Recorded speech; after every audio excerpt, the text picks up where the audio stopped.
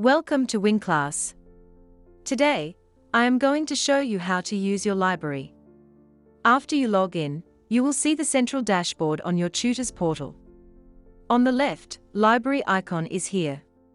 By clicking it, you will be brought to this page, from which you can search by your student or subject to view all the related materials at this following library page. Let me take an example to explain it.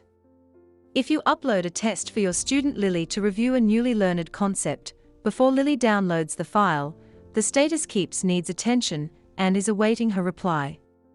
After Lily checks and uploads her reply, the status of the file becomes completed. On the other side, if Lily uploads some questions to ask, before you download it to check and upload your reply, the status of the document is needs attention and waiting for you to upload reply. Once you upload your reply, the status of this file will be changed to completed. If you want to upload a new document regarding a certain class, just go to the dashboard or My Timetable. You will see a library button also shown after each class.